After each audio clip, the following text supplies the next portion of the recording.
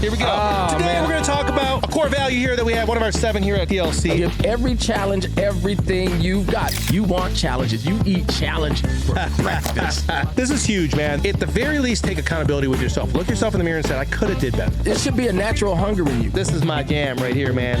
Our core value of the day. We want to welcome you that tune in for Mindset Minutes. I'm here with the Scott Bania, the teacher, the professor. And we want to talk about these wonderful core values. And today, the one that was chosen, we don't just do what's easy, we do what's right. And so the accompanying phrase with this says, if someone you respect were watching you make a decision, what would you want them to see? Don't trade your integrity for convenience. Take the path that honors your values, even when it demands more of you. Now, I'm going to say right out the gate, I think it's the one we did last time. But that tells you more of the weight of the message inside, the weight of the message inherent. I can start, or you want to start? Go ahead. All right. So if someone were watching you make a decision, what would you want them to see? So I think a lot of the ills that we see in society, in our families, on teams, in leadership is lack of good decision making, right? Sometimes we rush to make decisions, and the result, you can obviously see what the result is. So number one, and this is something I taught my sons, when you make decisions, you can't go into decision making lightly. It has to be approached thoughtfully. So, and truthfully, prayerfully. If you stop before you make a decision, stop and pray. And Bible says there's safety in the multitude of counsel, right? So that's not just talking to God, but there ought to be 1 or 2 friends you can reach out to. So the decision that you make could be the best decision, right? And so if someone you respect were watching you now, make a decision, what would you want them to see? You want them to see, I'm just going to talk from my perspective. Sure. So every decision I make, it doesn't just affect me. Now, every decision that I make since June 30th, 1991, it's going to have an effect on my wife, right? Leather. We were talking just yesterday on how fast that time has gone by. But one thing that came up was I didn't get on my knee and propose to this young lady, Scott. I was working at St. Joseph Roseville at the time, and I was just a waiter. I was a waiter, and I'll send you the picture of it. I wrote down a budget. That was my proposal to her. And my budget said, okay, on this night, I usually get $35 in tips. This is like 1991, y'all, so bear with me. On the weekends, I'll make $50 in tips. And I took that, and you'll see on the list, I said for expenses, we weren't living together at the time. So for expenses, I was trying to prove I could take care of her. Gotcha. And her dad passed in 86. So, I had to convince her and, usually you go to the old man and say, hey, I can take care of this young lady. So I had to convince her. And we were thinking about that last night.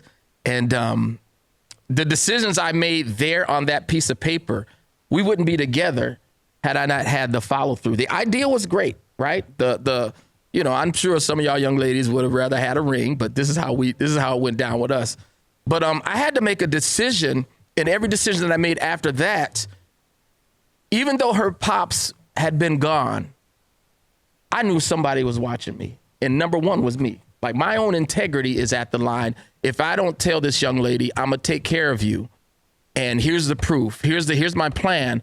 But after 34 years, I think decision after decision, had I been making decisions on my own, who knows where my life would end up. But because I had somebody watching me, after Leather, it was them 4 boys, because I had people watching me, that helped me to hold up to my end of the bargain. I said I do. I said I'd take care of you in good times and bad times. That's a vow, right? And so in order to keep that vow, you kind of need help. And so I really appreciate people around me. I don't want us to gloss around. If someone you respect were watching you, that type of pressure sticks your feet to the fire. you said you were going to do this. Now let me see you do it. Like, and again, every time I talk about integrity, I talk about what you say and what you do colliding. So bring people in. That's what I would say. When you have heavy decisions to make, Scott's a father. Wherever you're heading a family, you're heading a business, you're heading a team. When you have decisions to make sure somebody's watching you and make sure somebody's holding you accountable. And make sure if you fail, somebody's there to say, hey, you can try it again. Like, you don't want to do that by yourself. You don't want to fall by yourself. Now that's biblical. If somebody falls, how can he get up if nobody is there? So don't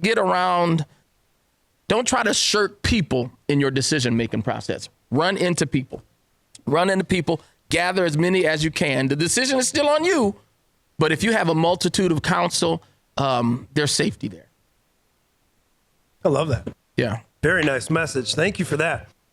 This is always difficult because we both read it. We're thinking about it. I'm listening to yours, and at the same time, I'm trying to think, what my response might be. But the first thing that comes to mind is it's not if someone you respect were watching me. Like in our positions here at TLC Corporate, there are people watching us. Yeah. Right. And I respect them. And I know that they're looking to see how we're going to react to certain changes that happen throughout the organization, right? And I remember being at an event, and I was trying to remember the gentleman's name. Anyhow, he was one of our keynote speakers, and something he said was very similar to this. He didn't say if someone were watching you. What he was saying was, if your coach or your mentor, imagine if they spent some evenings with you. Woo! Uh-oh. Right? So leave home and, in your routine in your home, what does that look like? Private time, right? What are you saying? What are you doing? How are you acting? How are you treating others, right? In your own environment. Now imagine your coach, your mentor is sitting there in your living room watching you. What are they going to see? Yeah. And that one really hit me hard, and so I always challenge people to consider that aspect.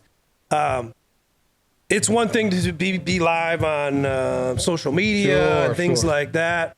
But when you get back into your environment and you're no longer visible socially, on the social media, what's going on behind your closed doors? Yeah, wow. And would you still earn the respect of the people that are looking up to you or things like that? So I wanted to mention that and also think about the fact that when I first started with, because been here full time since 2016. So I've seen lots of changes, right?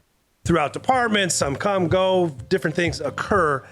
And it's always, these are tough times. So you got to look for the little rays of sunshine and hope or things where you and it's always a blessing to see people that I respect find opportunities to plug in and support other teams or do more than what their job description says they should do. And they do it for life changers. I mean, they do it to support their business, right? We're here supporting your business. And we have so many beautiful people in this building that continually go above and beyond, not because they're being told to, because they know it's the right thing to do.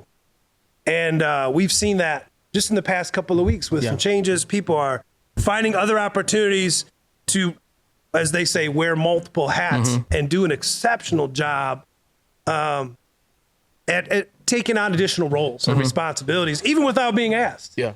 So I just want to thank everyone here at TLC Corporate that understands the mission and the vision. It goes so far beyond these walls. This is a global company. And so we have people here that have big hearts, and we open them up to serve all of you life changers. And I just want to remind you of that.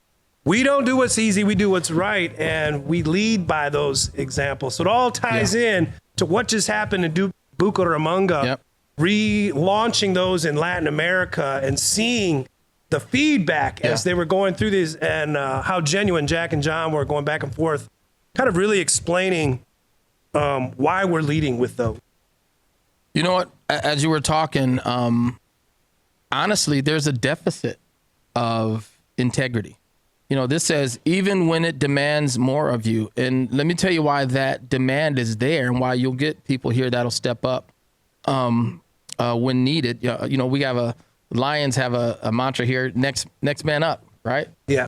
Someone goes down, the next man up is there to fill in with the same veracity, same intensity as the man that went down. And the reason why that is because there's a deficit of integrity. There's a deficit of righteousness, of doing right.